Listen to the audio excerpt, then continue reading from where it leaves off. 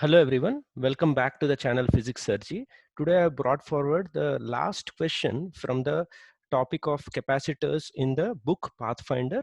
This is not a very straightforward question, right? So initially when I encountered this question, I think 3 to 4 years back, I myself has struggled to solve this question at that time.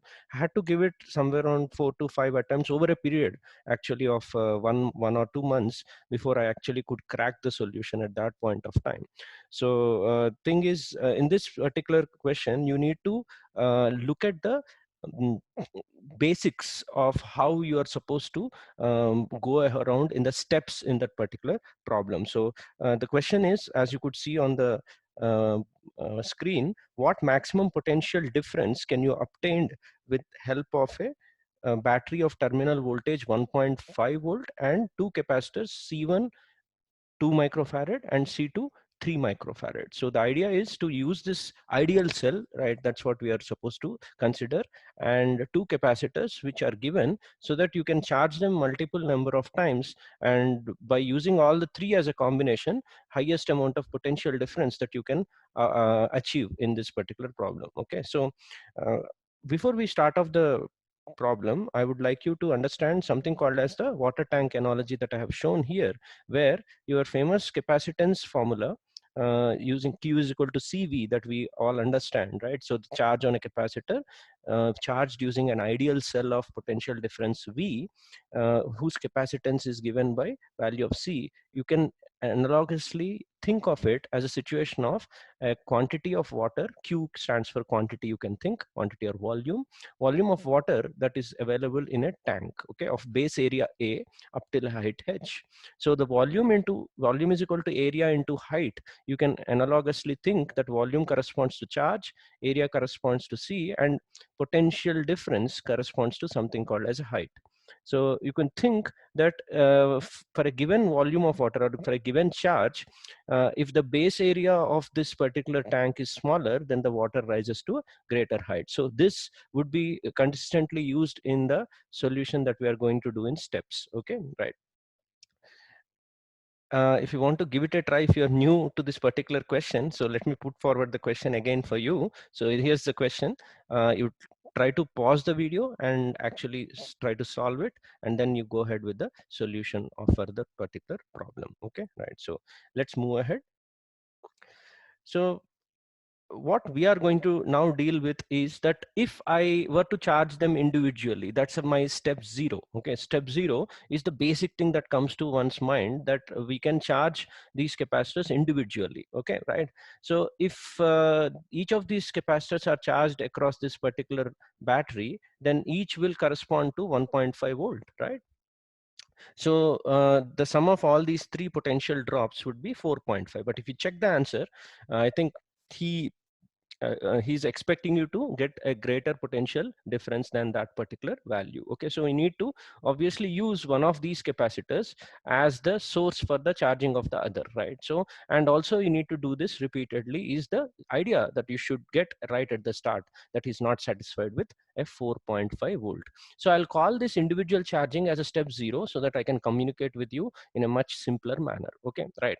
So once you're done with this step 0, so and I have tried to use 2 microfarad. So writing every time 2 microfarad would be difficult. So I'll use the same color in each of the pages and steps. Okay, right. So the 2 microfarad when charged across 1.5 volt would yield a charge of 3 microcoulomb. So even the numbers here that I'm writing are in microcoulomb. Okay, same stuff. If 3 microfarad were charged across 1.5 volt, I would have got 4.5 microcoulomb. Okay, so now which of these two should you use to actually charge the other along with the battery is the next question that should arise in your mind. So for that, step 1, I would try to go ahead with the using 1.5 volt, as you could see here I have put it, and even this 3 microfarad, which is a greater capacitance, right? 3 microfarad is a greater capacitance than 2.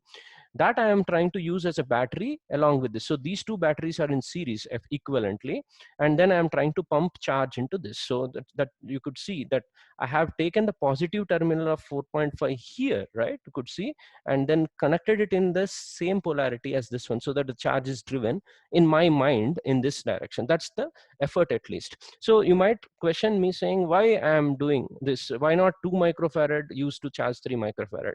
So the initial logic is, if you pump the charge, remember the charge is neither created nor destroyed. You just put the charges from one plate to another. That's it, right? So when charge is being pumped from one plate to another using these cells and all that, pumping a charge into a lower capacitance always raises it to a greater height. Remember that logic, water tank logic?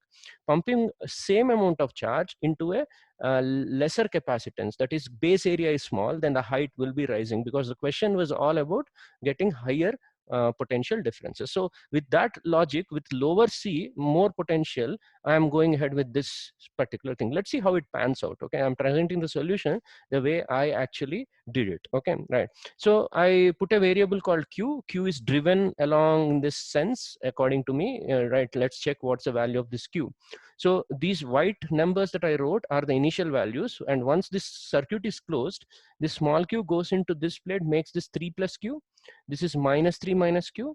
This is minus 4.5 plus q, and vice versa, right? So, and then not just this, you should also satisfy KVL. That's like conservation of energy, right? So in conservation of energy, I start from one point on this particular circuit and move around collecting potential drops and come back to the same point. So I've written from here 1.5 minus of 3 plus q divided by 2 microfarad. That's what I wrote here. Minus of q minus 4.5 divided by 3 equal to 0. To my surprise, maybe right now I'll understand that, but at that point my logic was to pump charge into this. Instead, what happens is, when you solve this, you'll end up getting a negative charge, teaching as a lesson actually that should be taken forward into step 2. So you are actually charging, even though your effort was to charge 3 microfarad, right? Sorry, your effort was to charge this 2 microfarad using 3 microfarad. It is happening in reverse. You could see that. So the charge actually left this particular plate.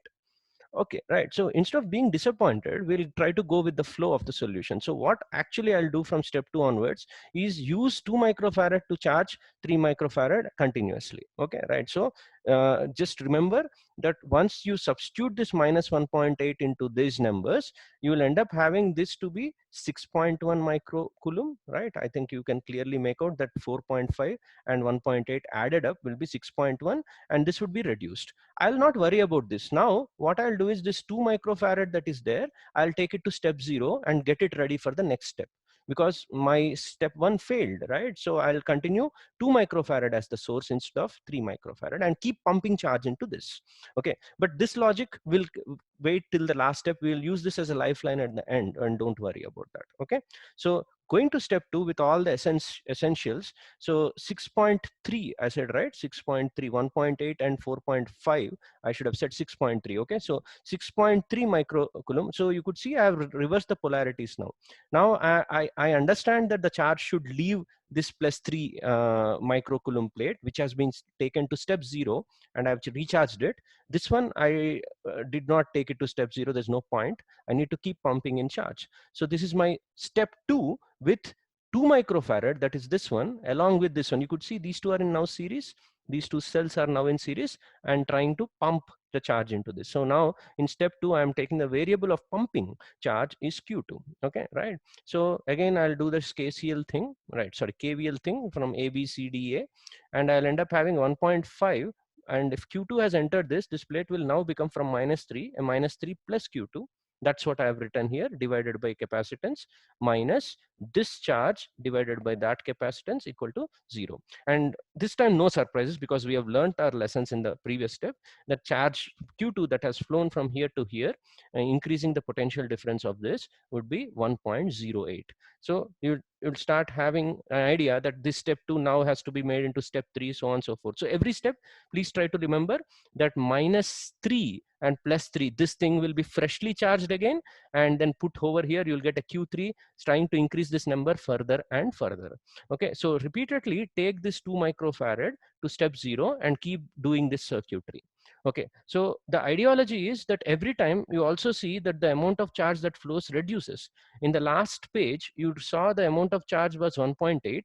Now it has become 1.08. Okay, so I have checked for step 3 also, which I'll omit in this solution due to time issues. Trust me, you will go to step 3, then you will start having lesser and lesser steps of charges. So let's extrapolate to the final number of steps. Finally, what happens is that amount of this charge that is flowing in some nth step would be tending to 0. That is when the maximum charge will arrive on this particular thing. So once the charge has reached that particular value, next time when you freshly bring this capacitor with an +3 and -3 charge and place it here, there won't be any more charge flowing into this. So assume that is the limiting value of the charge on this green 3 microfarad capacitor. Let's call it as capital QL. Okay, so and that's what we are going to do. After large number of steps, this you have brought the freshly charged 2 microfarad capacitor, but this has now reached the limiting value of its charge. So when you do this in the nth step, whatever that large number is, this Q will not be able to flow. Okay, so the amount of flow would be 0. So this itself would be the final steady state in these number of steps. Okay, so that large value, or whatever last value I should say, limiting value, if it is QL, again perform the KVL as we have been doing, then you would have, this is 1.5. Since there is no charge flowing out, this will also be a 1.5, a simple one, minus QL divided by 3 microfarad of this should be 0. So this would be 9 microcoulomb, which means effectively this now will become a 9 microcoulomb divided by 3 microfarad. This would be 3 volt. Obviously 3 volt batteries across this. So now let's count how much voltage we have obtained. If I disconnect these and put them in series now instead of a loop, I've already have 1.5 due to the cell, 1.5 due to this, and now you have a 3 volt due to this. So if sum up, you have already achieved a summation of a potential difference of 6 volt. You can be satisfied with this, but actually you can do something more than this. Now this is the genius step here, where we'll bring back that water tank analogy. So what we can do here is, as a one final resort, we can now use, remember our first and foremost ideology was to pump charge into lower capacitor. A lower capacitor, just imagine a lower base area. If you pump any amount of charge from here to here, I think the height rise would be more than what you could have in this particular ideology. So as a last resort, with that idea or analogy in our mind, let's use this and this one final time. That means I'm going to reverse the terminals of this and try to pump in more charge into this one. Okay, right? So let's see that last result, what it yields. Okay. So last resort or the last step. Now, just to drive home my point of analogy, I have drawn the capacitors as water tanks itself. Okay, showing you that this is a 3 volt, right? We got this as 3 volt, whereas this is 1.5 volt. So height of water in this I have represented initially as something which is double than this one. Now that you could see, I have removed the QL from this side to this side. That means I have reversed the terminals of this. Okay, so now my ideology is to charge this yellow capacitor, which is 2 microfarad. So if last amount of charge, which I am representing as small q subscript L, this is the last amount of charge that you could go in. Remember, this is not created. It's like a water taken from here and pumped into this.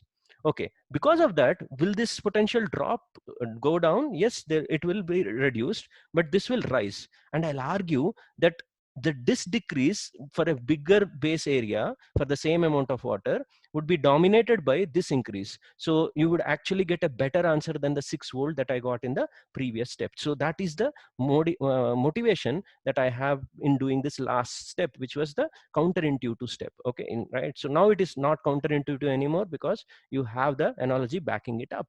So now I'm charging yellow capacitor using the 3 microfarad and 1.5. 3 microfarad has already got 9 microcoulomb, remember that. So QL, when it leaves this one and pumps itself into this 3 coulomb becomes QL plus 3, and since that QL enters this also, this minus QL becomes minus QL plus QL. Okay, right? So minus capital QL is 9, remember. This is something that we are supposed to find. Again, the same old trick, KVL of ABCDEA in closed loop, and I'll end up able to solve for small QL. I'll substitute capital QL as 9 microcoulomb, right? So if this is 9 microcoulomb, let me substitute this as 9 microcoulomb, then small QL becomes 3.6. So that's a large amount of charge that has got adjusted. Don't worry, you are not going to lose the potential drop. So whatever rise that happens here, we are pretty sure with our analogy that the fall here will be compensated for. So with this number already known, substitute these numbers back and calculate the potentials individually of these and place them in series as shown. Okay, right? So if I do that, what do I end up getting? In this case, for the yellow capacitor, QL is 3.6. 3.6 plus 3 is how much? 6.6 microcoulomb, right? So this one is going to be a 6.6 microcoulomb divided by 2 microfarad. I think I am at 6.6 divided by 2 is a 3.3 volt. Okay, so this has been now charged to 3.3 volt. Similarly, this 9 microcoulomb that was there has lost this 3.6. So 9 minus 3.6 is a 5.4, right? And 5.4 microcoulomb divided by 3 microfarad, right? So which is a 1.8. So the green one's potential is 1.8 volt. So with all of these together, the summation of these would yield 1.5 plus 3.3 plus 1.8 gives you 6.6 volt, which was the given answer. So this is how you will be able to achieve the highest potential. Now you try any more steps, since you have already reached the last step of Q limit of this, and also now you have reached the Q limit of this one. You perform any more steps, you will not be able to get any more rise in the potential other than this 6.6 volt. Okay, so that is the idea. I hope you enjoyed the solution and also try to understand the analogy that I was speaking about. And now you can think of capacitors connected in parallel, capacitors connected in series, these kind of ideologies using the water tank ideology. Okay, so that would be a better visualization of the topic in capacitor circuits. Okay, so please do like, share, and subscribe to my channel, and I'll be bringing up more solutions to Pathfinder difficult problems. I'll not do the run-of-the-mill problems, so because I have basically less time to contribute. So I'll try to put up some of the questions that I am already doing on my own, but Pathfinder seems to be one of the uh, hot books that students usually try to go after. So I would also help out with that, okay, in the coming weeks. So please do support me. Okay, right. Thank you, and see you in the next video.